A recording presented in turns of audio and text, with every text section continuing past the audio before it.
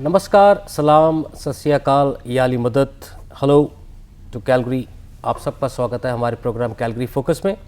मैं आपका होस्ट अमृत बरार आपका स्वागत करता हूं अपने इस प्रोग्राम में और आशा करता हूं कि आपका लास्ट वीक अच्छा गया होगा, सेहत भरा गया होगा, खुशियों भरा गया होगा। नवरात्रि का अभी एक माहौल था और वो फेस्टिवल दशहरे का दुनिया भर में मनाया गया, जहाँ पे भी हमारे हिंदुस्तानी बसते हैं। और अगेन कहा जाता है कि अच्छाई की बुराई के ऊपर जीत का ये सिग्निफिकेंस है दशहरे का। और फिर 9 दिन माता की पूजा होती है और सब लोग अपने अपने ढंग से इस त्यौहार को सेलिब्रेट करते हैं। कुछ लोग व्रत भी रखते हैं, कुछ लोग सिर्फ फलाहार का व्रत रखते हैं। बहुत सारी चीज़ें इसमें इन्वॉल्व होती हैं। नॉन वेज नहीं खाया जाता। लोग अपने तरीके से इस त्यौहार को मनाते हैं और विजयदशमी वाले दिन, दशहरे वाले दिन इसको हम लोग संपूर्ण करते हैं। आने वाले टाइम में दिवाली आ रही है, करवा चौथ आ रहा है, तो आप सबको हमारी पूरी टीम की तरफ से एडवांस में ही बहुत बहुत बधाई। और आप अपने परिवार के साथ खुश रहें, मस्त रहें। हर वीक की तरह आज भी हमारे साथ एक बहुत ही अमेजिंग हस्ती कैलगरी शहर से इस प्रोग्राम में जुड़ी हैं। लिखना बहुत प्रकार का होता है। अगर आप स्टोरी भी लिखते हैं, आप डायलॉग्स भी लिखते हैं फिल्मों में, आप पोइट्री भी लिखते हैं, आप लेख भी लिखते हैं, आप एक कंटेंट राइटर भी हो सकते हैं। लेकिन कुछ लोग इस राइटिंग की वजह से एक अलग पहचान बनाते हैं और वो जो लिखते हैं वो दिल को छूती है। और एक सरल भाषा बहुत इम्पॉर्टेंट है जिसके वो सब लोग अंडरस्टैंड कर सकें। तो ऐसे ही एक हमारी वेल नोन राइटर जो कि हमारे कैलगरी के साथ में एक छोटा सा शहर है चेस्टरमेयर, वहाँ रहती हैं और हमारे पंजाब से हैं, इंडिया से। आज उनके साथ हम आपकी मुलाकात कराते हैं। आइए मिलकर स्वागत करें हमारी अपनी सुरिंदर कौर गिल जी का, जिनका साहित्यिक नाम है सुरिंदर गीत जी। सुरिंदर जी, बहुत बहुत स्वागत। धन्यवाद जी। सुरिंदर जी, मैं पिछे की गल छड़ के पहले मैं जिहड़ा अजकल तुहाडा एक बहुत ही अमेजिंग गाना चल रहा जोगिया वे जोगिया, जिहड़ा यूट्यूब ते हुणी रिलीज़ होया, गाना सुनिया एक बार, 2 बार, 5 बार, 10 बार, जिन्नी बार भी सुनिया उन्ना ही नवां लग्या। उहदे गीत दे जिहड़े बोल सीगे उन्ने ही दिल नूं अंदर झंजोड़दे ने जी। उन्ना ही एक सरल तरीके नाल तुसीं उहनूं लिख के प्रेजेंट किया ते जिहड़े भी गायकां ने उन्होंने गाया बहुत ही दिलों नाल गाया ते आई थिंक बहुत ही अच्छे तरीके नाल लोकां ते प्रेजेंट किया। उस तो पहला एक तुहाडा होर गीत आया सीगा राधा, तुसीं जिहड़ा लिखिया सीगा ना रो वीर मेरिया, हाँ जी, हाँ जी, जिहड़ा परमजीत पायल जी ने गाया सीगा। वो मेरे ख्याल जिहड़ी प्लाइट हैगी है अपने किसानां बारे, उन्हां दे उत्ते वो गीत सीगा। पहले तो मैं थोड़े तो ये जानना चाहना, बाद च आपां बाकी गल्लां करांगे कि थोड़ा सोच की हैगी है कि क्योंकि कई जिहड़े कवि हुंदे हैं वो बहुत गूढ़ी भाषा च लिखते हैगे आ, उहनूं समझण वास्ते एक आम बंदे दी जिहड़ी नज़र हैगी है या सोच हैगी है मे बी वो नहीं उत्थे तक पहुँच सकदी। पर थोड़े गीत बहुत ही सरल ते बहुत ही दिल नूं छूण वाले हुंदे, जिहड़ा एक आम आदमी जिन्हों इस पोइट्री दा इन्ना ज्ञान नहीं हैगा, नॉलेज नहीं हैगी, वो भी समझ सकता है। इहदा की राज है? ਇਹਦਾ ਇਲਾਜ ਆਪੋ ਆਪਣੇ ਲਿਖਣ ਢੰਗ ਹੁੰਦਾ ਹੈ ਜੀ।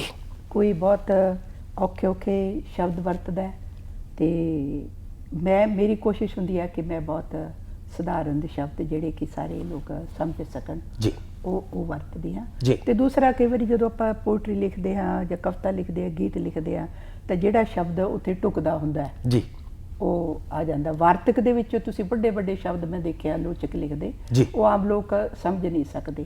ਤੇ ਜਿੱਥੋਂ ਤੱਕ ਇਹ ਗੀਤਾਂ ਦੀ ਗੱਲ ਹੈਗੀ ਆ, ਜਿਹੜਾ ਗੀਤ ਹੈ ਨਾ ਰੋ ਵੀਰ ਮੇਰਿਆ ਜੀ, ਇਹ 2 ਸਾਲ ਪਹਿਲਾਂ ਦਾ ਲਿਖਿਆ ਹੋਇਆ ਜੀ, ਸ਼ਾਇਦ ਉਸ ਤੋਂ ਵੀ ਪਹਿਲਾਂ ਦਾ ਜੀ ਜੀ। ਤੇ ਉਹਦਾ ਉਸ ਵੇਲੇ ਕਿਸਾਨ ਸੰਘਰਸ਼ ਨਾਲ ਕੋਈ ਸੰਬੰਧ ਨਹੀਂ ਸੀਗਾ ਜੀ, ਤੇ ਉਦੋਂ ਕਿਸਾਨ ਸੰਘਰਸ਼ ਹੈ ਵੀ ਨਹੀਂ ਸੀਗਾ।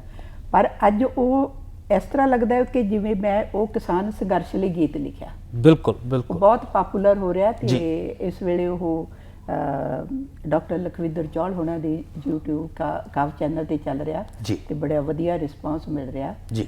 ਤੇ ਇਸੇ ਤਰ੍ਹਾਂ ਜੋਗੀਆ ਵੀ 2 ਸਾਲ ਪਹਿਲਾਂ ਦਾ ਲਿਖਿਆ ਹੋਇਆ ਜੀ। ਤੇ ਉਸ ਗੀਤ ਨੂੰ ਆਵਾਜ਼ ਹੁਣ ਮਿਲੀ ਆ। ਪਰਮਜੀਤ ਪਾਇਲ ਕੁੜੀ ਬਟਾਲੇ ਰਹਿੰਦੀ ਆ ਜੀ, ਸਰਕਾਰੀ ਜੌਬ ਕਰਦੀ ਹੈ, ਸਕੂਲ ਟੀਚਰ ਹੈ ਤੇ ਉਹ ਬਿਨਾਂ ਮਿਊਜ਼ਿਕ ਦੇ ਉਹਦੀ ਆਵਾਜ਼ ਵਿੱਚ ਇੰਨੀ ਖਿੱਚ ਹੈ ਕਿ ਉਹ ਕਿਸੇ ਵੀ ਰਚਨਾ ਦੇ ਵਿੱਚ ਜਾਨ ਪਾ ਦਿੰਦੀ ਆ। ਉਸਨੇ ਬਹੁਤ ਸਾਰੇ ਕਵੀਆਂ ਨੂੰ, ਲੇਖਕਾਂ ਨੂੰ ਗਾਇਆ ਤੇ ਉਹਨਾਂ ਵਿੱਚੋਂ ਇੱਕ ਮੈਂ ਵੀ ਹਾਂ ਜਿਸ ਨੂੰ ਉਸ ਦੀ ਆਵਾਜ਼ ਦਾ ਸੁਭਾਗ ਪ੍ਰਾਪਤ ਹੋਇਆ। ਬਹੁਤ ਖਿੱਚਵਾਂ ਸੌਂਗ ਹੈਗਾ ਤੇ ਆਵਾਜ਼ ਦੇ ਨਾਲ ਨਾਲ ਜਿਹੜੇ ਬੋਲ ਹੁੰਦੇ ਆ ਸੁਰਿੰਦਰ ਜੀ, ਆਈ ਥਿੰਕ ਉਹ ਮੈਟਰ ਕਰਦੇ ਨੇ। ਕਿਉਂਕਿ ਜੇ ਆਪਾਂ ਨਾਰਮਲ ਕੋਈ ਵੀ ਆਪਾਂ ਜੇ ਬਾਲੀਵੁੱਡ ਦਾ ਕੋਈ ਗਾਣਾ ਲੈ ਲਈਏ, ਠੀਕ ਹੈ ਨਾ ਕੋਈ ਤਾਂ ਲਿਖਦਾ ਹੀ ਹੈਗਾ ਉਹਨੂੰ, ਠੀਕ ਹੈ, ਤੇ ਉਹ ਗਾਣਾ ਜਦ ਲਿਖਿਆ ਜਾਂਦਾ ਹੈ ਤੇ ਉਹਦੇ 'ਚ ਫਿਰ ਉਹ ਮਿਊਜ਼ਿਕ ਆਉਂਦਾ ਹੈਗਾ, ਮਿਊਜ਼ਿਕ ਉਹਨੂੰ ਹੋਰ ਇੱਕ ਡਿਫਰੈਂਟ ਤਰੀਕੇ ਨਾਲ ਲੋਕਾਂ ਦੇ ਕੰਨੀ ਪਾਉਂਦਾ ਹੈਗਾ। ਫਿਰ ਉਹਦੇ ਜਿਹੜਾ ਬੰਦਾ ਉਹਨੂੰ ਗਾ ਰਿਹਾ ਹੈ ਉਹ ਕਿਸ ਤਰ੍ਹਾਂ ਉਹਦੇ ਨਾਲ ਪੇਸ਼ ਆਉਂਦਾ ਹੈਗਾ, ਉਹਨੂੰ ਚੰਗੀ ਤਰ੍ਹਾਂ ਗਾਉਂਦਾ ਹੈ ਕਿ ਨਹੀਂ ਗਾਉਂਦਾ ਹੈ। ਮੇਬੀ ਹੁਣ ਆਪਣੇ ਜਿੰਨੇ ਵੱਡੇ ਸਿੰਗਰ ਹੈਗੇ ਨੇ, ਆਪਾਂ ਕਿਸ਼ੋਰ ਕੁਮਾਰ ਸਾਹਿਬ ਲੈ ਲੀजिए, ਜਿਹੜੇ ਨਹੀਂ ਰਹੇ, ਹੁਣ ਆਪਾਂ ਇੰਨੇ ਜ਼ਿਆਦਾ ਸਿੰਗਰਾਂ 'ਚ ਘਿਰ ਗਏ ਆ। ਤੁਸੀਂ ਅੱਜ ਦੇਖੋ ਇੰਡੀਅਨ ਆਈਡਲ ਤੋਂ ਕਿੰਨੇ ਵੱਡੇ ਵੱਡੇ ਸਿੰਗਰ ਅੱਗੇ ਨਿਕਲ ਰਹੇ ਨੇ ਜੀ। ਲੇਕਿਨ ਜਿਹੜੇ ਪੁਰਾਣੇ ਸਿੰਗਰ ਕੁਮਾਰ ਸਾਨੂ ਜੀ ਹੋ ਗਏ, ਅਮਿਤ ਕੁਮਾਰ ਸਾਹਿਬ ਹੋ ਗਏ, ਜਾਂ ਹੋਰ ਆਪਣੇ ਜਿਹੜੇ ਸਿੰਗਰ ਰਹੇ ਨੇ, ਜੇ ਉਹ ਗਾਣਾ ਗਾਉਂਦੇ ਨੇ ਤੇ ਮੇਬੀ ਹੋਰ ਅੱਛੇ ਤਰੀਕੇ ਨਾਲ ਉਹਨੂੰ ਲੋਕੀ ਸੁਣਦੇ ਹੈਗੇ ਆ। ਲੇਕਿਨ ਇਹ ਜਿਹੜਾ ਗਾਣਾ, ਚਾਹੇ ਉਹ ਇੱਕ ਆਮ ਕੁੜੀ ਨੇ ਗਾਇਆ ਜਿਹੜੀ ਇੱਕ ਸਕੂਲ ਟੀਚਰ ਹੈਗੀ ਹੈ, ਪ੍ਰੋਫੈਸ਼ਨਲ ਸਿੰਗਰ ਸ਼ਾਇਦ ਨਾ ਹੋਣ, ਬਟ ਫਿਰ ਵੀ ਆਪਣੀ ਤਰੀਕੇ ਨਾਲ ਉਹ ਗਾਣਾ ਉਹਨਾਂ ਨੇ ਪੇਸ਼ ਕੀਤਾ। ਇਟ ਇਜ਼ ਅਮੇਜ਼ਿੰਗ, ਮਤਲਬ ਕਿ ਬਹੁਤ ਚੰਗਾ ਲੱਗਦਾ ਸੁਣਨ ਨੂੰ ਕਿ ਯਾਰ ਕਿੰਨਾ ਆਵਾਜ਼ ਕਿੰਨੀ ਚੰਗੀ ਹੈ। ਫਿਰ ਦੇਖੋ ਇਹ ਗੀਤ ਜਿਹੜਾ ਰਿਕਾਰਡ ਕੀਤਾ ਨਾ ਜੀ, ਆਮ ਕਰਕੇ ਉਹ ਹਰ ਰਚਨਾ ਨਹੀਂ ਗਾਉਂਦੀ ਗੀ ਜੀ, ਜਿਹੜੀ ਉਹਦੇ ਮੇਰੇ ਤਾਂ ਵੈਸੇ ਕਾਫੀ ਕਲੋਜ਼ ਆ ਉਹ ਜੀ ਤੇ ਮੇਰੇ ਨਾਲ ਗੱਲਬਾਤ ਹੁੰਦੀ ਰਹਿੰਦੀ ਆ। ਆਮ ਕਰਕੇ ਉਹ ਹਰ ਰਚਨਾ ਨਹੀਂ ਗਾਉਂਦੀ, ਜਿਹੜੀ ਕੋਈ ਰਚਨਾ ਉਹਨੂੰ ਟੁੰਬ ਜਾਵੇ ਜੀ ਤੇ ਉਹੀ ਉਹਨੂੰ ਫਿਰ ਉਹਦੇ ਤੇ ਉਹ ਪ੍ਰੈਕਟਿਸ ਕਰਦੀ ਆ। ਫਿਰ ਤੁਸੀਂ ਦੇਖੋ ਗੀਤ ਰਿਕਾਰਡ ਵੀ ਕੀਤਾ ਇੱਕ ਸਧਾਰਨ 8+ ਆਈਫੋਨ ਤੇ ਰਿਕਾਰਡ ਕੀਤਾ ਹੋਇਆ। ਅੱਛਾ, ਕੀ ਬਾਤ ਹੈ। ਕੋਈ ਪ੍ਰੋਫੈਸ਼ਨਲ ਸਟੂਡੀਓ ਨਹੀਂ। ਹਾਂਜੀ। ਪਰ ਆ ਜਦੋਂ ਗੀਤ ਜੋਗੀਆ ਗਾਇਆ ਸੀ ਤੇ ਇਹਦੇ ਵਿੱਚ ਕਿਉਂਕਿ ਬੜਾ ਲੰਬਾ ਗੀਤ ਹੈ ਤੇ ਇਹਦੀਆਂ ਲਾਈਨਾਂ ਥੋੜੀਆਂ ਜਿਹੀਆਂ ਇੱਕ ਗੀਤ ਜਿਵੇਂ ਹੁੰਦਾ ਉਹਦੀ ਬਣਤਰ ਨਾਲ ਥੋੜੀ ਜਿਹੀ ਵੱਖਰੀ ਹੈ ਇਹਦੀ ਬਣਤਰ। ਤੇ ਉਹ ਇੱਕ ਮਿਊਜ਼ਿਕ ਟੀਚਰ ਕੋਲ ਗਈ ਸੀਗੀ ਤੇ ਮੈਨੂੰ ਕਹਿੰਦੀ ਮੈਂ ਥੋੜੀ ਜਿਹੀ ਉਹਦੇ ਵਿੱਚ ਥੋੜਾ ਜਿਹਾ ਸੰਗੀਤ ਪਾਇਆ, ਮੈਨੂੰ ਥੋੜੀ ਜਿਹੀ ਰਿਦਮ ਚਾਹੀਦਾ, ਥੋੜੀ ਜਿਹੀ ਬੀਟ ਚਾਹੀਦੀ ਹੈ। ਤੇ ਨਹੀਂ ਤਾਂ ਉਹ ਆਪਣੇ ਆਪ ਉਹ ਮਿਊਜ਼ਿਕ ਸਿੱਖੀ ਹੋਈ ਆ ਵੈਸੇ ਤੇ ਉਹਨੂੰ ਬਹੁਤ ਆਫਰ ਆ ਰਹੇ ਆ ਵੱਡੀਆਂ ਕੰਪਨੀਆਂ ਦੇ, ਪਰ ਉਹਦੀ ਸੋਚ ਹੈ ਵੀ ਜੇ ਮੈਂ ਪ੍ਰੋਫੈਸ਼ਨਲ ਬਣ ਗਈ ਤਾਂ ਸ਼ਾਇਦ ਮੇਰੀ ਆਵਾਜ਼ ਦੇ ਵਿੱਚ ਉਹ ਖਿੱਚ ਨਹੀਂ ਰਹਿਣੀ ਜਿਹੜੀ ਕਿ ਹੁਣ ਹੈ। ਕਿਉਂਕਿ ਫਿਰ ਤੁਸੀਂ ਕਮਰਸ਼ੀਅਲ ਹੋ ਜਾਂਦੇ ਹੋ, ਫਿਰ ਤੁਸੀਂ ਆਪਣੀ ਫਿਰ ਤੁਸੀਂ ਉਹਨਾਂ ਦੇ ਹਿਸਾਬ ਨਾਲ ਚੱਲਦੇ ਰਹਿੰਦੇ ਹੋ। ਹੁਣ ਉਹ ਆਪਣੇ ਹਿਸਾਬ ਨਾਲ ਚੱਲਦੀ ਹੈ। ਕੀ ਬਾਤ ਹੈ। ਸੁਰਿੰਦਰ ਜੀ, 4 ਸਾਲ ਪਹਿਲਾਂ ਆਪਾਂ ਰੇਡੀਓ ਸੁਰ ਸੰਗਮ ਦੀ ਗੱਲ ਕੀਤੀ ਸੀਗੀ, ਹਾਂਜੀ, ਤੇ ਅੱਜ ਸਾਨੂੰ ਮੌਕਾ ਮਿਲਿਆ again. I am very Lucky, feeling blessed ਕਿ ਤੁਸੀਂ ਅੱਜ ਸਾਡੇ ਸਟੂਡੀਓ 'ਚ ਆਏ ਹੋ। ਅਸੀਂ ਦਰਸ਼ਕਾਂ ਨਾਲ ਤੁਹਾਨੂੰ ਰੂਬਰੂ ਇਸ ਲਈ ਕਰਾਉਣਾ ਚਾਹੁੰਦੇ ਹਾਂ ਕਿ ਅਗੇਨ ਸਾਡੇ ਪ੍ਰੋਗਰਾਮ ਦਾ ਮੇਨ ਮਕਸਦ ਇਹ ਹੈਗਾ ਕਿ ਅਸੀਂ ਕੈਲਗਰੀ ਤੇ ਆਸ-ਪਾਸ ਦੇ ਜਿਹੜੇ ਆਪਣੇ ਸ਼ਹਿਰ ਹੈਗੇ, ਉੱਥੇ ਜਿੰਨੇ ਆਪਣੇ ਇੰਡੀਅਨ ਬਸਦੇ ਹੈਗੇ ਆ, ਉਹਨਾਂ 'ਚੋਂ ਉਹ ਲੋਕੀ ਜਿਹੜੇ ਕਿ ਸੁਸਾਇਟੀ ਵਾਸਤੇ, ਆਵਾਮ ਵਾਸਤੇ, ਲੋਕਾਂ ਵਾਸਤੇ ਕੁਝ ਕਰ ਰਹੇ ਨੇ। ਲਿਖਣਾ ਤੁਸੀਂ ਲਿਖਦੇ ਤਾਂ ਹੈਗੇ ਹੋ ਆਪਣੀ ਸੈਟਿਸਫੈਕਸ਼ਨ ਵਾਸਤੇ ਕਿ ਚਲੋ ਮੈਂ ਇੱਕ ਲਿਖਾਰੀ ਹੈਗੀ ਹਾਂ, ਲੇਕਿਨ ਲਿਖਦੇ ਕਿਹਦੇ ਵਾਸਤੇ ਹੋ? ਤਾਂ ਕਿ ਲੋਕੀ ਤੁਹਾਨੂੰ ਪੜ੍ਹਨ, ਉਹ ਜਿਹੜੇ ਸ਼ਬਦ ਤੁਸੀਂ ਕਿਤਾਬਾਂ 'ਚ ਜਾਂ ਲੇਖ 'ਚ ਲਿਖਦੇ ਹੋ ਉਹਨੂੰ ਪੜ੍ਹਨ। That is for us. ਤੇ we are so thankful to you ਕਿ ਤੁਸੀਂ ਇੰਨਾ ਚੰਗਾ ਕੰਮ ਕਰ ਰਹੇ ਹੋ। Through your writing you are giving us a different kind of world, ਕਿਉਂਕਿ ਜਿਹੜਾ ਲਿਖਣਾ ਹੁੰਦਾ ਹੈ ਉਹਦੀ ਆਪਣੀ ਇੱਕ ਦੁਨੀਆ ਹੁੰਦੀ ਹੈ। ਤੁਹਾਨੂੰ ਕਿੰਨੇ ਸਾਲ ਹੋ ਗਏ ਲਿਖਦੇ ਹੋਏ? ਅਮਰਤ ਜੀ, ਜੇ ਮੈਂ ਇਮਾਨਦਾਰੀ ਨਾਲ ਗੱਲ ਕਹਾਂ ਤੇ ਮੈਨੂੰ ਲਿਖਣ ਦਾ ਸ਼ੌਂਕ ਬਚਪਨ ਸੀ। ਅੱਛਾ। ਮੇਰੀ ਪਹਿਲੀ ਕਵਿਤਾ ਜਿਹੜੀ ਮੈਂ ਲਿਖੀ ਸੀ ਉਹ ਮੈਂ ਉਦੋਂ 5ਵੀਂ ਜਮਾਤ 'ਚ ਪੜ੍ਹਦੀ ਸੀ। ਕੀ ਬਾਤ ਹੈ। ਮੈਂ ਛੋਟੀਆਂ ਕਵਿਤਾਵਾਂ ਲਿਖਦੀ ਸੀ ਤੇ ਕਦੇ ਮੈਂ ਕਹਾਣੀ ਤੇ ਵੀ ਹੱਥ ਅਜ਼ਮਾ ਲੈਂਦੀ ਸੀ। ਪਰ ਮੈਂ ਆਮ ਕਰਕੇ ਮੈਂ ਕਵਿਤਾ ਕਰਕੇ ਮਸ਼ਹੂਰ ਰਹੀ ਹਾਂ। ਬੇਸ਼ੱਕ ਮੈਂ ਹੁਣ ਵੀ ਮੇਰੀਆਂ ਕਹਾਣੀਆਂ ਦੀ ਕਿਤਾਬ ਵੀ ਛਪੀ ਆ ਤੇ ਹੁਣ ਪੰਜਾਬੀ ਟ੍ਰਿਬਿਊਨ ਤੇ ਹੋਰ ਅਖਬਾਰਾਂ ਵੱਲੋਂ ਮੈਨੂੰ ਬਹੁਤ ਫੀਡਬੈਕ ਮਿਲਦੀ ਆ ਪੰਜਾਬੀ ਕਹਾਣੀ ਲਈ ਜੀ। ਪਰ ਆਮ ਕਰਕੇ ਜਿਹੜਾ ਮੇਰਾ ਮੇਨ ਜਿਹੜਾ ਵਿਸ਼ਾ ਹੈ ਉਹ ਕਵਿਤਾ ਹੀ ਹੈ। ਤੁਸੀਂ ਪੰਜਵੀਂ ਦੀ ਗੱਲ ਕੀਤੀ, ਜੇ ਤੁਹਾਨੂੰ ਯਾਦ ਹੋਏ, ਤੁਹਾਨੂੰ ਕੋਈ ਯਾਦ ਹੈ ਜਿਹੜੀ ਤੁਸੀਂ ਪੰਜਵੀਂ ਛਠੀ 'ਚ ਕੋਈ ਛੋਟੀ ਜਿਹੀ ਕਵਿਤਾ ਲਿਖੀ ਹੋਵੇ, ਉਹਦੇ ਕੁਝ ਵਰਡਸ ਬੋਲ ਯਾਦ ਨੇ? ਉਹਦੀਆਂ ਮੈਨੂੰ ਉਸ ਕਵਿਤਾ ਦੀਆਂ ਮੈਨੂੰ 2 ਲਾਈਨਾਂ ਯਾਦ। ਪਲੀਜ਼ ਸੁਣਾਓ। ਉਹ ਮੈਂ ਇਸ ਤਰ੍ਹਾਂ ਸੀ, ਮੈਂ ਕਿਤਾਬ ਤੇ ਕਵਿਤਾ ਲਿਖੀ ਸੀ। ਕਿਤਾਬ ਤੇ ਉਦੋਂ ਛੋਟੇ ਐਦੀ ਆਪਣੀ ਬੱਚੇ ਹੁੰਦੇ ਆਪਾਂ। ਜੀ। ਮੈਂ ਲਿਖਿਆ ਸੀ, ਇਹ ਹੈ ਮੇਰੀ ਸੁੰਦਰ ਕਿਤਾਬ, ਅੱਛਾ, ਇੱਕ ਦਿਨ ਜੇ ਮੈਂ ਪੜ੍ਹਾਂ ਨਾ ਇਸ ਨੂੰ ਰਹਿੰਦਾ ਦਿਲ ਉਦਾਸ। ਕੀ ਬਾਤ ਹੈ। ਉਹ ਜਦੋਂ ਮੈਂ ਲਾਈਨਾਂ ਲਿਖੀਆਂ ਸੀ ਤੇ ਜਿਹੜੀ ਮੇਰੀ ਪੰਜਾਬੀ ਦੀ ਟੀਚਰ ਸੀਗੀ ਤੇ ਉਹਨੂੰ ਬੜੀਆਂ ਚੰਗੀਆਂ ਲੱਗੀਆਂ ਤੇ ਉਸ ਤੋਂ ਬਾਅਦ ਫਿਰ ਉਹਨੇ ਮੈਨੂੰ ਹਿੱਲਣ ਨਹੀਂ ਦਿੱਤਾ ਕਵਿਤਾ ਨਾਲ। ਕੀ ਬਾਤ, ਮੈਨੂੰ ਜੋੜੀ ਰੱਖਿਆ। ਤੇ ਮੈਂ ਅੱਜ ਵੀ ਬੇਸ਼ੱਕ ਵੱਡੇ ਵੱਡੇ ਆਲੋਚਕ ਮੇਰੇ ਤੇ ਕੰਮ ਕਰਦੇ ਆ ਤੇ ਮੈਨੂੰ ਫੀਡਬੈਕ ਮਿਲ ਰਹੀ ਆ ਵੱਡੇ ਲੇਖਕਾਂ ਕੋਲੋਂ, ਡਾਕਟਰ ਸਰਜੀਤ ਪਾਤਰ ਹੋਏ, ਡਾਕਟਰ ਭਾਟੀਆ ਹੋਏ, ਡਾਕਟਰ ਸੁਖਦੇਵ ਸਿਰਸਾ ਹੋਏ। ਪਰ ਜਿਹੜੀ ਮੈਨੂੰ ਉਹ ਅਗਵਾਈ ਦਿੱਤੀ ਨਾ ਉਹ ਮੇਰੀ 5ਵੀਂ ਜਮਾਤ ਦੀ ਟੀਚਰ ਨੇ, ਉਹ ਹਮੇਸ਼ਾ ਮੇਰੇ ਨਾਲ ਰਹਿੰਦੀ ਆ। ਤਾਂ ਹੀ ਕਹਿੰਦਾ ਕਿ ਗੁਰੂ ਜਿਹੜਾ ਹੁੰਦਾ ਹੈਗਾ ਉਹ ਤੁਹਾਨੂੰ ਸਹੀ ਰਾਹ ਦਿਖਾਉਂਦਾ ਹੈ, ਬਟ ਇਹ ਡਿਪੈਂਡ ਕਰਦਾ ਹੈ ਜਿਹੜਾ ਉਹਦਾ ਸ਼ਿਸ਼ ਹੈਗਾ ਕਿ ਉਹਨੇ ਕਿਸ ਰਾਹ ਤੇ ਚੱਲਣਾ ਹੈਗਾ, ਰਾਈਟ।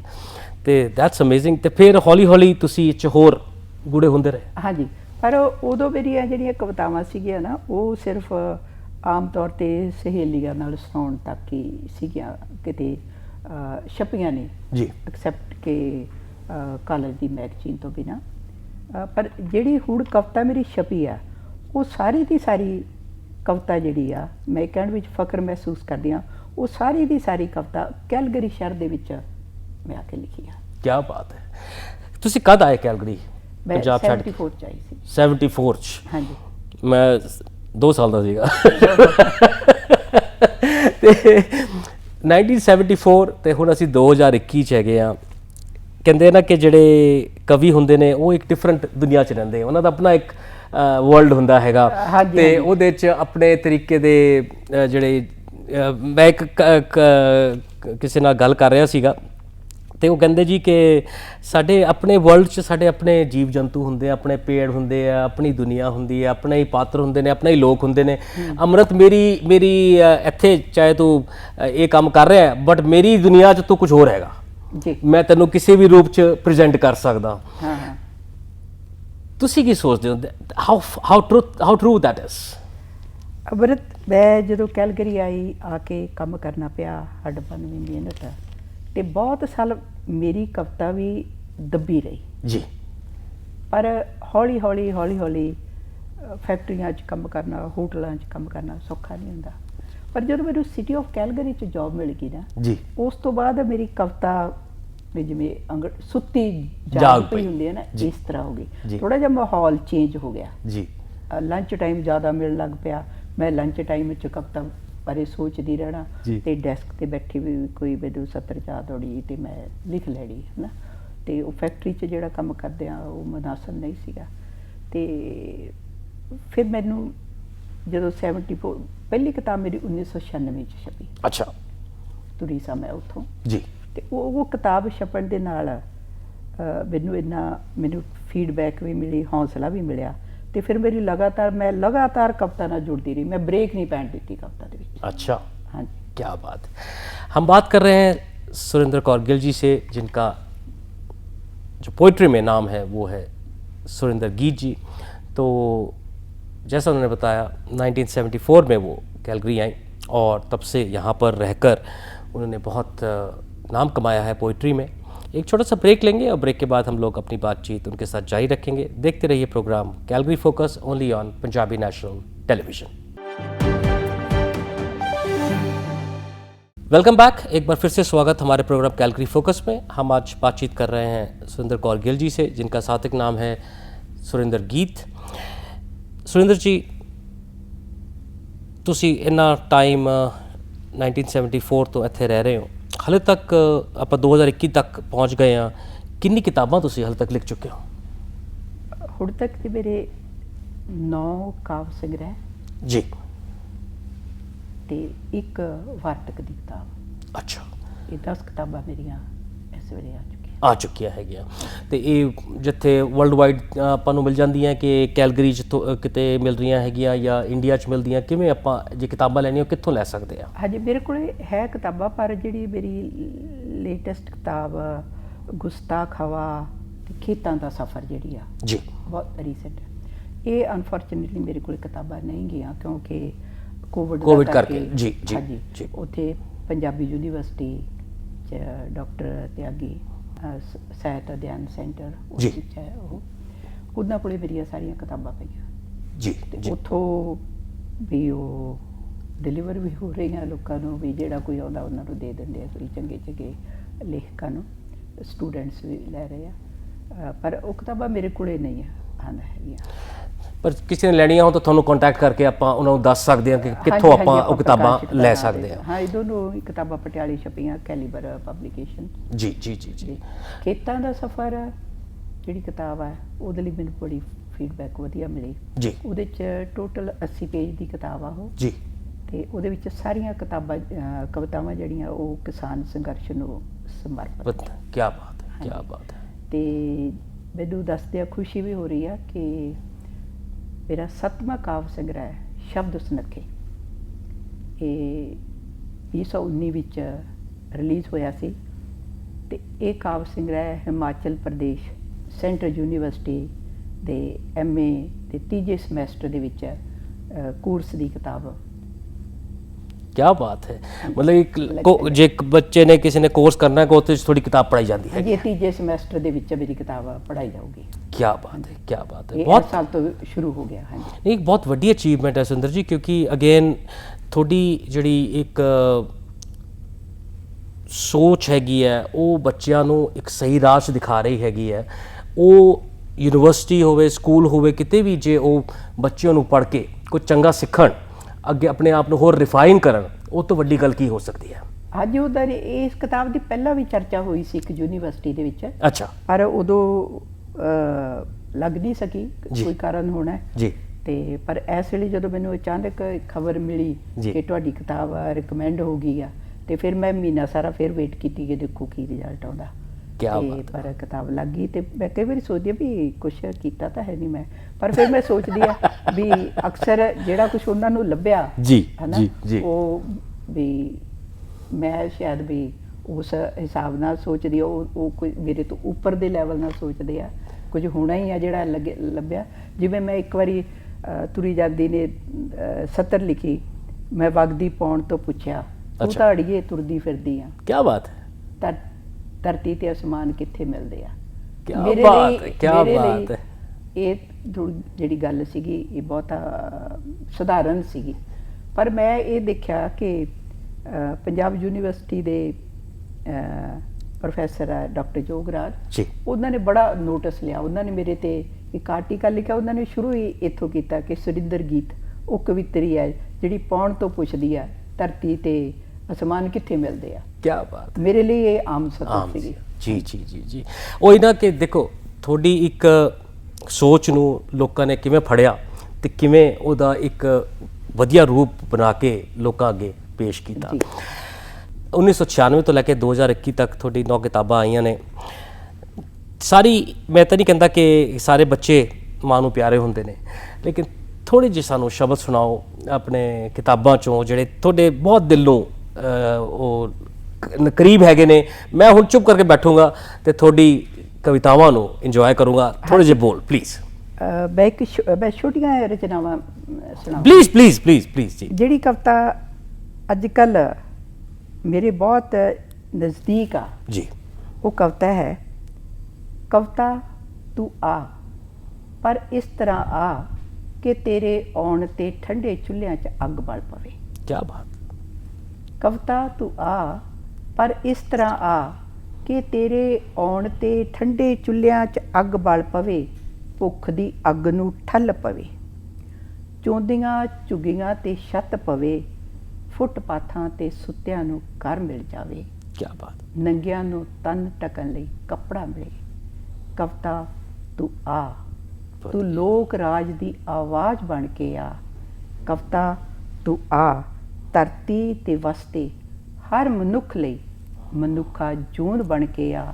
ਕਵਿਤਾ ਤੂੰ ਆ ਪਰ ਇਸ ਤਰ੍ਹਾਂ ਆਵਾ। क्या बात है, क्या बात है। बहुत ही सहज ਤੇ ਬਹੁਤ ਹੀ ਸਿੰਪਲ। ਹੋਰ 2-4 ਲਾਈਨਾਂ ਹੋਰ ਪਲੀਜ਼। ਹੋਰ ਹੈ ਜੀ, ਮੈਂ ਲੇਖਕਾਂ ਨੂੰ ਸੰਬੋਧਨ ਕੀਤਾ ਜੀ। ਹੋਰ ਲਿਖੀ ਤੂੰ ਜਾਂਦੇ ਰਹਿਆ ਠਹਿਰ ਜਰਾ ਤੂੰ ਪੜ੍ਹ ਕੇ ਜਾਵੀਂ ਕਵਿਤਾ। ਜਾਂਦੇ ਰਹਿਆ ਠਹਿਰ ਜਰਾ ਤੂੰ ਪੜ੍ਹ ਕੇ ਜਾਵੀਂ ਕਵਿਤਾ। ਕਵਿਤਾ ਪੜ੍ਹ ਕੇ ਹੋਰ ਲਿਖੀ ਤੂੰ ਹੋਰ ਸੁਚੱਜੀ ਕਵਿਤਾ। क्या बात है। ਹੋਰ ਨੂੰ ਪੜ੍ਹ ਕੇ ਹੋਰ ਲਿਖੀ ਤੂੰ ਜਦ ਤੱਕ ਲਿਖਦਾ ਜਾਵੀਂ। ਹੋਰ ਨੂੰ ਪੜ੍ਹ ਕੇ ਹੋਰ ਲਿਖੀ ਤੂੰ ਲਿਖਦਾ ਜਾਵੀਂ ਜਦ ਤੱਕ ਸਾਡੀ ਧਰਤੀ ਉੱਤੇ ਰਾਜ ਨਹੀਂ ਕਰਦੀ ਕਵਿਤਾ। क्या बात, ਜਦ ਤੱਕ ਸਾਡੀ ਧਰਤੀ ਉੱਤੇ राज नहीं करती कविता। क्या बात है, क्या बात है। सुंदर जी, अगेन जिस तरह मैं ਤੁਹਾਨੂੰ ਕਿਹਾ ਕਿ ਲਿਖਣ ਵਾਲੇ ਬਹੁਤ ਹੈਗੇ ਨੇ ਤੇ ਇਹ ਨਹੀਂ ਕਿ ਉਹਨਾਂ ਦੀ ਲਿਖਾਈ 'ਚ ਕੋਈ ਕਮੀ ਹੈਗੀ ਹੈ। ਇਹ ਮੈਂ ਸਮਝਦਾ ਇਹ ਜਿਹੜਾ ਬੰਦਾ ਸੁਣਨ ਵਾਲਾ ਹੈਗਾ ਜਾਂ ਸਮਝਣ ਵਾਲਾ ਹੈਗਾ, ਕਮੀ ਉਹਦੇ 'ਚ ਹੁੰਦੀ ਹੈਗੀ ਹੈ, ਕਿਉਂਕਿ ਤੁਹਾਨੂੰ ਉਸ ਨਾਲ ਜੁੜਨਾ ਪੈਂਦਾ ਹੈ, ਤੁਹਾਨੂੰ ਸ਼ਬਦਾਂ ਨਾਲ ਜੁੜਨਾ ਪੈਂਦਾ ਹੈ, ਆਪਣੇ ਦਿਲ ਤੇ ਦਿਮਾਗ ਨਾਲ। ਤਾਂ ਹੀ ਤੁਸੀਂ ਕਿਸੇ ਵੀ ਕਵਿਤਾ ਨੂੰ, ਕਿਸੇ ਵੀ ਸਟੋਰੀ ਨੂੰ, ਕਿਸੇ ਵੀ ਵਰਡਸ ਜਾਂ ਆਪਾਂ ਸ਼ੇਰੋ ਸ਼ਾਇਰੀ ਕਹਿੰਦੇ ਆ, ਉਹਨੂੰ ਉਹਦੇ ਨਾਲ ਜੁੜਨ ਲਈ ਸਾਨੂੰ ਦਿਲੋਂ ਦਿਮਾਗ ਦੋਨਾਂ ਨਾਲ ਜੁੜਨਾ ਪੈਂਦਾ ਹੈਗਾ, ਤਾਂ ਹੀ ਆਪਾਂ ਉਹਦਾ ਰੀਅਲ ਮੀਨਿੰਗ ਸਮਝ ਸਕਾਂਗੇ। ਹੁਣ ਜੋਗੀਆ ਵੇ ਜੋਗੀਆ ਜਿਹੜਾ ਤੁਹਾਡਾ ਗੀਤ ਆਇਆ, ਉਹਦੇ 2 ਵਰਡ ਸੁਣਾਓ, ਉਹਦੇ 2 ਲਾਈਨਾਂ ਸੁਣਾਓ ਜੋ ਤੁਹਾਨੂੰ ਯਾਦ ਹੈਗੀਆਂ। ਉਹ ਲੰਬਾ ਗੀਤਾ ਮੈਨੂੰ ਜ਼ਬਾਨੀ ਤਾਂ ਯਾਦ ਨਹੀਂ, 2 ਲਾਈਨਾਂ ਯਾਦ ਨੇ। ਉਹ ਮੈਂ ਗੀਤ ਸੁਣਿਆ ਸੀਗਾ ਜੀ। ਜੋਗੀਆ ਵੇ ਜੋਗੀਆ ਬਹਿ ਜਾ ਪਿੱਪਲੀ ਦੀ ਛਾਂ। ਇਹ ਗੀਤ ਆਮ ਲੋਕ ਗੀਤ ਆ, ਬੜਾ ਮਸ਼ਹੂਰ ਆ। ਜੀ ਜੀ ਜੀ। ਉਹ ਜਦੋਂ ਮੈਂ ਗੀਤ ਸੁਣਿਆ ਤੇ ਮੇਰੇ ਦਿਮਾਗ 'ਚ ਇੱਕਦਮ ਗੱਲ ਵੀ ਆਈ ਵੀ ਪਿੱਪਲੀ ਦੀ ਛਾਂ, ਸਾਡੇ ਤਾਂ ਕਿੱਥੇ ਪਿੱਪਲੀਆਂ ਦੀ ਛਾਂ ਹੋਣਾ ਹੈ ਨਾ। ਫਿਰ ਮੈਂ ਉਹਦੇ ਜੜੀ ਨਹੀਂ, ਮੈਂ ਆਪਣੇ ਹਿਸਾਬ ਨਾਲ ਲਿਖਿਆ ਜੋਗੀਆ ਵੇ ਜੋਗੀਆ ਕਿੱਥੇ ਮੈਂ ਬਿਠਾਵਾਂ ਤੈਨੂੰ ਸਾਡੇ ਵਿੱਚ, ਸਾਡੇ ਪਿੰਡ ਵਿੱਚ ਹੁਣ ਪਿੱਪਲੀ ਦੀ ਛਾਂ ਕਿਤੋਂ ਹੁਣ ਪਿੱਪਲੀ ਦੀ ਛਾਂ। ਟਰਸਟ ਮੀ ਸੁੰਦਰ ਜੀ, ਜਦ ਆਪਾਂ ਉਹ ਗੀਤ ਸੁਣਦੇ ਹਾਂ ਤੇ ਉਹਦੇ ਵਰਡਸ ਨੂੰ ਆਪਾਂ ਅਡੈਪਟ ਕਰਦੇ ਹਾਂ, ਇੱਕ ਗੂੜੀ ਸੱਚਾਈ ਹੈ, ਇੱਕ ਬਹੁਤ ਵੱਡਾ ਉਹਦਾ ਮੀਨਿੰਗ ਹੈਗਾ ਬੈਕਗਰਾਊਂਡ 'ਚ। ਆਪਾਂ ਉਹਨੂੰ ਦੇਖੀਏ, ਉਹਦੇ ਵਰਡਸ ਨੂੰ ਸੁਣੀਏ, ਉਹ ਦਿਲ ਨੂੰ ਛੂੰਹਦਾ ਹੈ ਕਿ ਅੱਜ ਆਪਣਾ ਜਿਹੜਾ ਉਹ ਪਿੰਡ ਜਿੱਥੇ ਬਹੁਤ ਕੁਝ ਹੁੰਦਾ ਸੀਗਾ, ਉਹ ਅੱਜ ਕਿਸ ਰੂਪ 'ਚ ਹੈਗਾ। ਉਹਦੇ ਵਿੱਚ ਜੀ ਮੈਂ ਜਿੱਥੇ ਆਪਣੇ ਰੁੱਖਾਂ ਦੀ ਗੱਲ ਕੀਤੀ, ਵਾਤਾਵਰਨ ਦੀ ਗੱਲ ਕੀਤੀ, ਪਾਣੀ ਦੀ ਵੀ ਗੱਲ ਕੀਤੀ ਹੈ ਹਨਾ। ਮੁੜ ਜਾਈ ਸਾਡੇ ਪਿੰਡ 'ਚੋਂ ਪਿਆਸੇ ਦਾ ਪਿਆਸਾ ਵੇ, ਪਾਣੀ ਸਾਡਾ ਜ਼ਹਿਰੀ ਤੇ ਗੰਧਲਾ ਜੀ, ਜ਼ਹਿਰੀ ਪਾਣੀ ਪੀ ਕੇ ਕਿਤੇ ਬਣੇ ਨਾ ਤਮਾਸ਼ਾ ਵੇ ਜੀ। ਪਾਣੀ ਦੀ ਗੱਲ ਹੋਈ ਆ, ਰੁੱਖਾਂ ਦੀ ਗੱਲ ਹੋਈ ਆ, ਤੇ ਫਿਰ ਉਹਦੇ ਵਿੱਚ ਕਾਰਪੋਰੇਟ ਸੈਕਟਰਾਂ ਦੀ ਵੀ ਇਹ ਵੀ ਗੱਲ ਹੋਈ ਆ। ਵੱਡਿਆਂ ਚਵਾਰਿਆਂ ਦੇ ਹੱਥਾਂ ਵਿੱਚ ਵਿਕ ਗਈ ਸਣੇ ਵੇ ਜ਼ਮੀਨ, ਸਾਡੀ ਵਿਕ ਗਈ ਜ਼ਮੀਨ ਵੇ ਜੀ। ਉਹਦੀ ਵੀ ਗੱਲ ਕੀਤੀ ਆ। ਤੇ ਹੁਣ ਮੈਨੂੰ ਲੱਗਦਾ ਵੀ ਉਹ ਵੀ ਇੱਕ ਕਿਸਾਨੀ ਸੰਘਰਸ਼ ਨਾਲ ਹੀ ਜੁੜ ਗਿਆ, ਆਪਣੇ ਆਪ ਹੀ ਜੁੜ ਗਿਆ, ਆਪਣੇ ਆਪ ਹੀ ਜੁੜ ਗਿਆ ਜੀ ਜੀ ਜੀ ਜੀ। ਤੇ ਮੈਂ ਜਦੋਂ ਮੈਨੂੰ ਕੋਈ ਕਹਿੰਦਾ ਵੀ ਇਹ ਤਾਂ ਤੂੰ ਸਾਰੇ ਵੀ ਅੱਜ ਦੇ ਮਸਲੇ ਸ਼ੋਅ ਦਿੱਤੇ, ਪਰ ਜਦੋਂ ਮੈਂ ਇਹ 2 ਸਾਲ ਪਹਿਲਾਂ ਲਿਖਿਆ ਸੀ, ਉਦੋਂ ਪਾਣੀ ਦੀ ਗੱਲ ਵੀ ਸੀ, ਤੇ ਉਦੋਂ ਜਿਹੜੀ ਆਹ ਆਪਣੀ ਪੂੰਜੀਵਾਦੀ ਆ, ਉਦੋਂ ਇਹਦੀ ਗੱਲ ਇੰਨੀ ਨਹੀਂ ਸੀ ਆਪਾਂ ਕਰਦੇ ਗੇ ਜੀ। ਸੱਚਾਈ ਇਹੀ ਆ ਕਿ ਹੁਣ ਜਦੋਂ ਤੱਕ ਕਿਸਾਨੀ ਸੰਘਰਸ਼ ਸ਼ੁਰੂ ਹੋਇਆ ਤੇ ਲੋਕਾਂ ਨੂੰ ਪਤਾ ਲੱਗਿਆ ਵੀ ਕਾਰਪੋਰੇਟ ਕੀ ਹੁੰਦਾ, ਪੂੰਜੀਵਾਦੀ ਕੀ ਹੁੰਦਾ, ਵਿਸ਼ਵੀਕਰਨ ਕੀ ਹੁੰਦਾ।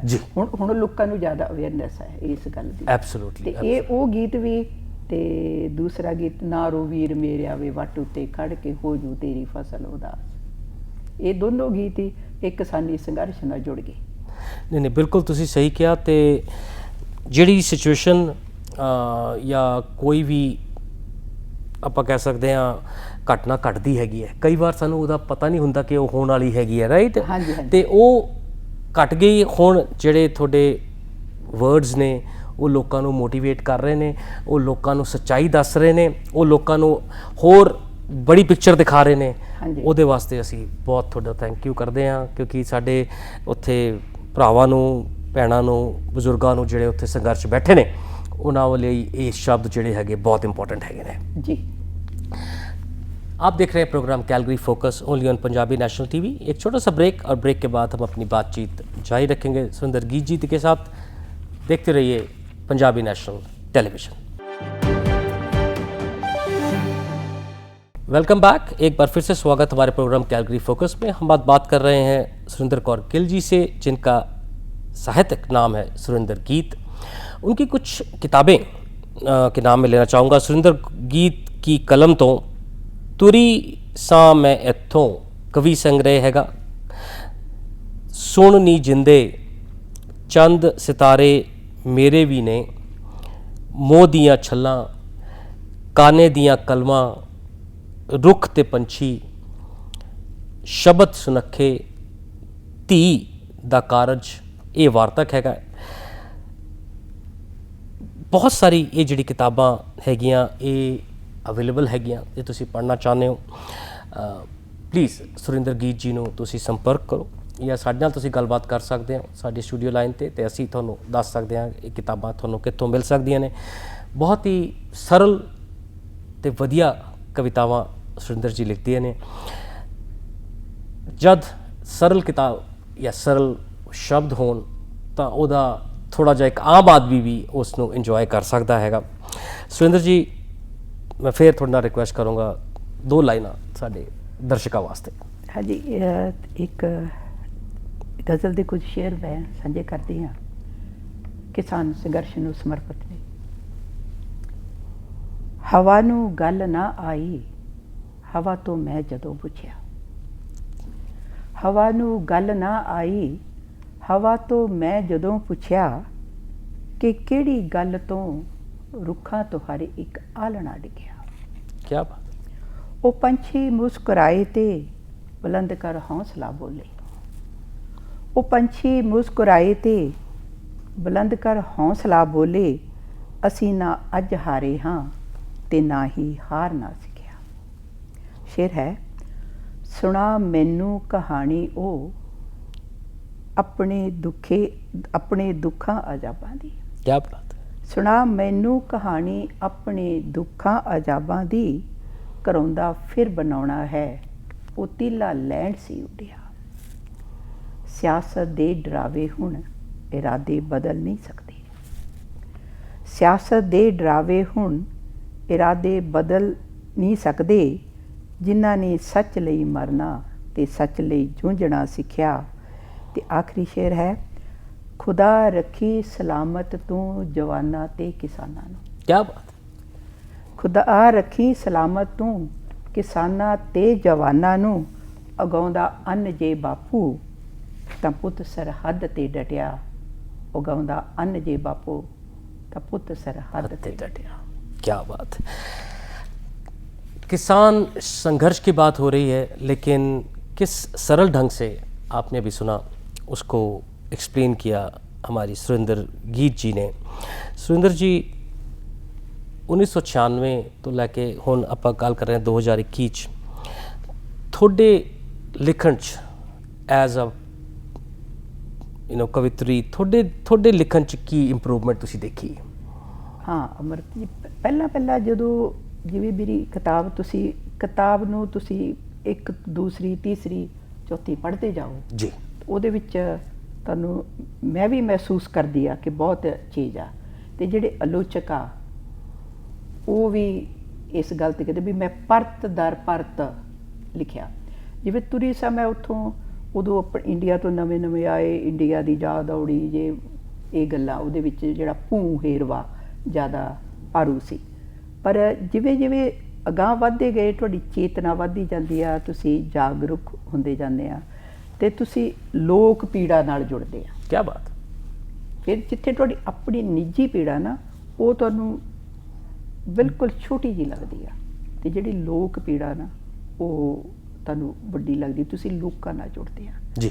ਤੇ ਮੈਂ ਸਮਝਦੀ ਹਾਂ ਕਿ ਉਹੀ ਰਚਨਾ ਜਿਹੜੀ ਆ ਉਹ ਮਕਬੂਲ ਹੁੰਦੀ ਆ, ਉਹੀ ਰਚਨਾ ਮਹੱਤਤਾ ਰੱਖਦੀ ਆ ਜਿਸ ਦੇ ਵਿੱਚ ਤੁਸੀਂ ਲੋਕ ਪੀੜਾ ਦਾ ਵਰਣਨ ਕਰਦੇ ਆ, ਲੋਕਾਂ ਦੀ ਪੀੜਾ ਨੂੰ ਆਪਣੀ ਪੀੜਾ ਸਮਝਦੇ ਆ। क्या बात है। कोई भी जे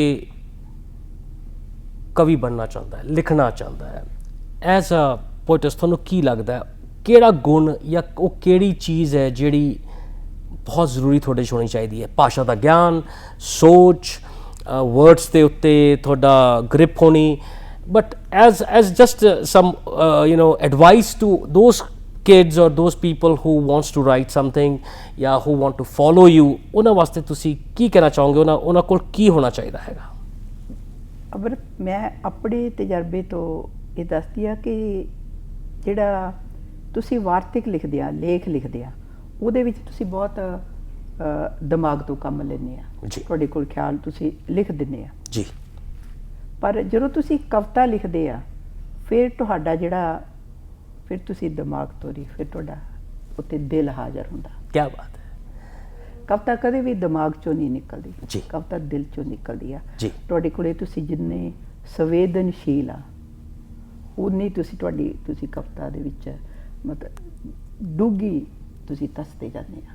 ਜੀ ਜੀ ਜੀ। ਸੰਵੇਦਨਾ ਜੀ ਜੀ, ਜਿਹੜੀ ਕਿ ਮੈਂ ਸਮਝਦੀ ਆ ਕਿ ਕਹਾਣੀ ਜਾਂ ਵਾਰਤਕ ਲਿਖਣ ਦੇ ਵਿੱਚ ਉਨੀ ਨਹੀਂ ਕੰਮ ਕਰਦੀ, ਪਰ ਕਵਿਤਾ ਲਿਖਣ ਦੇ ਵਿੱਚ ਤੁਹਾਨੂੰ ਬਹੁਤ ਇਮੋਸ਼ਨਲ, ਸੰਵੇਦਨਸ਼ੀਲ ਹੋਣਾ ਪੈਂਦਾ। ਤੇ ਜਿਵੇਂ ਮੈਂ ਪਹਿਲਾਂ ਕਿਹਾ ਵੀ ਕਵਿਤਾ ਕਦੇ ਵੀ ਦਿਮਾਗ ਚੋਂ ਨਹੀਂ ਉਪਜਦੀ, ਦਿਲ ਚੋਂ ਆਉਂਦੀ ਕਵਿਤਾ ਹੈ। ਦਿਲ ਚੋਂ ਨਿਕਲਦੀ ਹੈ। ਤੇ ਉਹੀ ਕਵਿਤਾ ਜਿਹੜੀ ਅਸਲ ਕਵਿਤਾ, ਜਿਹੜੀ ਕਵਿਤਾ ਤੁਹਾਡੇ ਦਿਲ ਚੋਂ ਨਿਕਲੀ ਹੋਵੇ। ਕੀ ਬਾਤ ਹੈ। ਤੇ ਜੇ ਤੁਸੀਂ ਲਿਖਣਾ ਚਾਹੁੰਦੇ ਹੋ, ਤੁਸੀਂ ਲਿਖਦੇ ਹੈਗੇ ਹੋ, ਤੇ ਜਿਵੇਂ ਸੁਰਿੰਦਰ ਜੀ ਨੇ ਕਿਹਾ ਦਿਲ ਤੋਂ ਲਿਖੋ, ਤੇ ਉਹਦਾ ਮਜ਼ਾ ਹੀ ਕੁਝ ਹੋਰ ਹੈ। ਉਹਦਾ ਲਿਖਣ ਦਾ ਇੱਕ ਮੈਂ ਕਹਿ ਸਕਦਾ ਜਿਹੜੇ ਉਹਨੂੰ ਪੜ੍ਹਨਗੇ ਉਹ ਸਮਝਣਗੇ, ਉਹ ਵੀ ਦਿਲ ਨਾਲ ਹੀ ਸਮਝਣਗੇ ਤੇ ਪੜ੍ਹਨਗੇ। ਸੁਰਿੰਦਰ ਜੀ, ਹੁਣ ਆਉਣ ਵਾਲੇ ਟਾਈਮ 'ਚ ਤੁਹਾਡੀ ਕੋਈ ਹੋਰ ਕਿਤਾਬ ਸਾਨੂੰ ਪੜ੍ਹਨ ਨੂੰ ਮਿਲੇਗੀ? ਹਾਂਜੀ, ਮੈਂ ਲਗਾਤਾਰ ਜਿਹੜੀ ਕਵਿਤਾ ਦੇ ਖੇਤਰ 'ਚ ਮੈਂ ਲਗਾਤਾਰ ਕੰਮ ਕਰਦੀ ਹਾਂ ਜੀ ਜੀ। ਤੇ ਵਿੱਚ ਮੈਂ ਕੋਈ ਆਰਟੀਕਲ ਜਾਂ ਕਹਾਣੀ ਵੀ ਲਿਖ ਲੈਂਦੀ ਹਾਂ ਜੀ।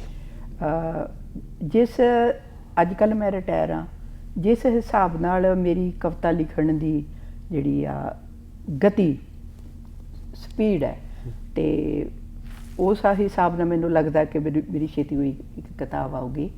ਪਰ ਮੈਂ ਦੱਸਦੀ ਹਾਂ ਕਿ ਬਹੁਤ ਛੇਤੀ ਇੱਕ ਕਿਤਾਬ ਆ ਰਹੀ ਆ, ਸੁਰਿੰਦਰ ਗੀਤ ਕਾਵ ਸੰਵਾਦ, ਦ੍ਰਿਸ਼ਟੀ ਤੇ ਸੰਵਾਦ। ਅੱਛਾ। ਇਹ ਡਾਕਟਰ ਦਰੇਸ਼, ਹਿਮਾਚਲ ਪ੍ਰਦੇਸ਼ ਯੂਨੀਵਰਸਿਟੀ, ਉੱਥੇ ਪ੍ਰੋਫੈਸਰ ਨੇ, ਉਹਨਾਂ ਨੇ ਇਸ 'ਤੇ ਕੰਮ ਕੀਤਾ, ਸੰਪਾਦਨ ਕੀਤੀ ਆ। ਤੇ ਕਾਫੀ ਮੋਟੀ ਕਿਤਾਬ ਹੈ, 250 ਪੇਜ ਦੀ ਕਿਤਾਬ। ਅੱਛਾ। ਉਹਦੇ ਵਿੱਚ doctor Surjit Patar, doctor Bhatia, doctor Sukhdev Sirsa, ਤੇ ਪੰਜਾਬੀ ਯੂਨੀਵਰਸਿਟੀ ਤੋਂ ਮੋਹਨ ਤਿਆਗੀ, ਮੇਗਾ ਸਲਵਾਨ, ਮਿੰਨੀ ਸਲਵਾਨ, ਤੇ ਇੱਕ ਦਿੱਲੀ ਜੋ ਮੈਨੂੰ ਬਹੁਤੇ ਯਾਦ ਨਹੀਂ ਗਏ ਜੀ। ਤੇ ਬੜੇ ਉਹ ਪੂਰੀ ਮੇਰੀ ਕਵਿਤਾ ਤੇ ਆਲੋਚਨਾ। ਕੀ ਬਾਤ ਹੈ, ਕੀ ਬਾਤ ਹੈ। ਅੱਜ ਤੱਕ ਦੀ ਪੂਰੀ ਇੱਕ ਖੇਤਾਂ ਦਾ ਸਫ਼ਰ ਉਹਦੇ ਵਿੱਚ ਨਹੀਂ ਹੈਗੀ, ਤੇ ਬਾਕੀ ਜਿਹੜੇ ਗੁਸਤਾਖ ਹਵਾ ਤੱਕ ਮੇਰੀਆਂ 9 ਕਿਤਾਬਾਂ ਪੂਰੀ ਉਹਦੇ ਤੇ ਆਲੋਚਨਾ। ਕੀ ਬਾਤ ਹੈ। ਜੇ ਕਿਸੇ ਨੇ ਇਹ ਕਿਤਾਬ ਲੈਣੀ ਹੈ, ਤੁਸੀਂ ਆਪਣਾ ਈਮੇਲ ਐਡਰੈਸ ਦਿਓ ਜਾਂ ਕੋਈ ਕੰਟੈਕਟ ਨੰਬਰ ਤੋਂ ਜਿੱਥੇ ਤੁਹਾਨੂੰ ਲੋਕੀ ਕੰਟੈਕਟ ਕਰਕੇ ਇਹ ਕਿਤਾਬ ਤੁਹਾਡੇ ਤੋਂ ਲੈ ਸਕਣ। ਹਾਂਜੀ, ਮੇਰਾ ਫ਼ੋਨ ਨੰਬਰ ਹੈਗਾ 403 ਜੀ 605 3734 जी। ਤੇ ईमेल मेरा है sgeetgill@gmail.com। क्या बात है। तो अगर आपको ये बुक्स पढ़नी है सुरिंदर गीत जी की, तो ज़रूर आप इनसे कांटेक्ट करें और इन कविताओं का मज़ा लें। Surinder ji, thank you so much for your time today. तुसी आए साडे नाल अपनी ज़िंदगी का जिहड़ा सब तो इंपॉर्टेंट फैक्टर है वो तुसी डिस्कस किया, लोकां नाल शेयर किया। Before we end today's program तुसी की संदेश देना चाहोगे थोड़े लिसनर्स ਨੂੰ? मैं तो जी यही संदेश देऊगी भी लिखो, तुसी जिथे मर्जी जाओ, जो मर्जी खाओ, जो मर्जी पहनो, पर अपना जिहड़ा विरसा है उन्होंने सदा ही अपने नाल रखो। जो मर्जी खाओ, जो पहनो, जो मर्जी बोलो, पर अपने विरसे नूं सदा अपने नाल रखो। क्या बात है। हमेशा अपने विरसे से जुड़े रहें, अपने सभ्याचार से जुड़े रहें, अपनी रूट्स को कभी ना भूलें। ये सुरिंदर जी का संदेश आपके लिए। मेरी तरफ से यही संदेश कि हर टॉक शो का मतलब सिर्फ बहस नहीं, हंगामा नहीं। ये टॉक शो है आपकी आवाज़ का, आपके मुद्दे का और आपके जज्बात का, क्योंकि आपका भरोसा हमारी जिम्मेदारी है, उम्मीद आपकी और कोशिश हमारी है। इसी मैसेज के साथ मैं आपसे विदा लेता हूं और नेक्स्ट वीक आपसे दोबारा मुलाकात होगी एक नई गेस्ट के साथ, नए मैसेजेस के साथ। जब तक अपना ध्यान रखें, मस्त रहें और वैक्सीनेशन ज़रूर लगवाएं। Thank you so much for watching program Calgary focus only on Punjabi national television.